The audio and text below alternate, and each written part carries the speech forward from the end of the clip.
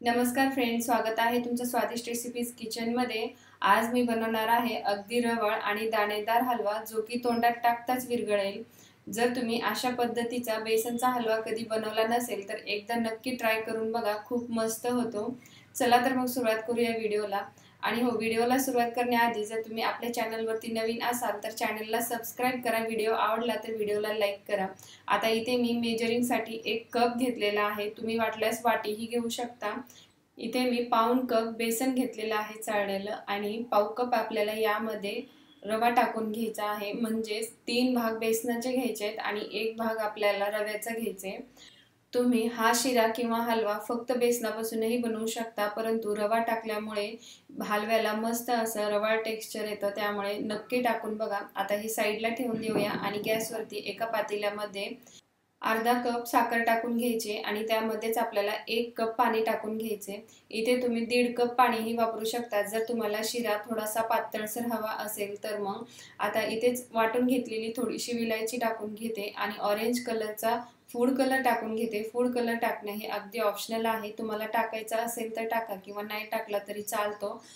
किंवा मग तुमच्याकडे केसर असेल तर त्याच्या 4-5 काड्या टाकून घ्यायच्यात। आता हे साखर आपल्याला पाण्यामध्ये व्यवस्थित विरघळवून घ्यायचे।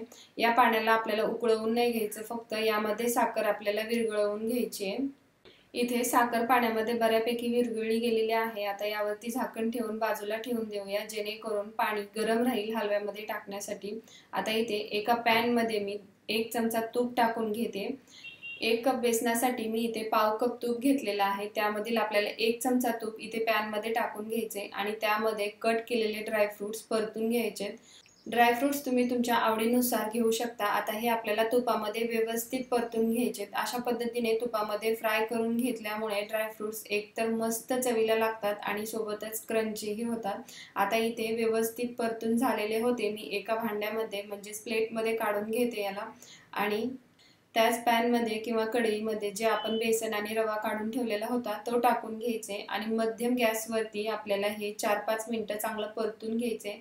जोपर्यंत या बेसनाचा हलकासा कलर चेंज होत नाहीये तोपर्यंत आपल्याला याला कंटिन्युअसली हलवत राहायचे।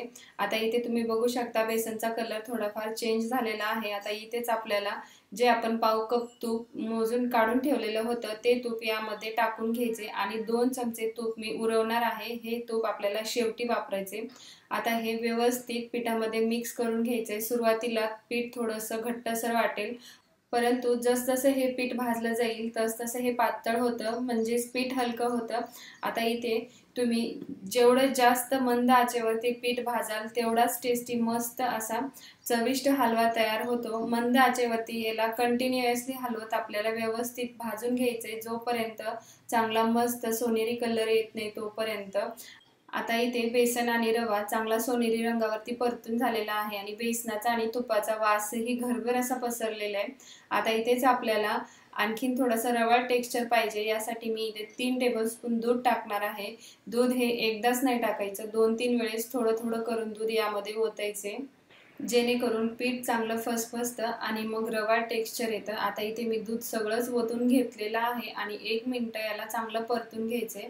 आता हे परतून झालेलं आहे, यामध्येच आपल्याला जो आपण पाक म्हणजे साखर विरघळवून ठेवलेली होती पाण्यामध्ये ते ओतून घ्यायचे। हे पाणी ओततानाही एकदाच ओतायचे नाही, सुरुवातीला थोडं थोडं पाणी करून यामध्ये टाकून घ्यायचे। जर तुम्ही एकदाच पाणी ओतलात तर मग पिठाच्या गुठळ्या होतात आणि ते मोडणं अवघड जातं, त्यामुळे थोडं थोडं करून पाणी यामध्ये मिक्स करून घ्यायचे।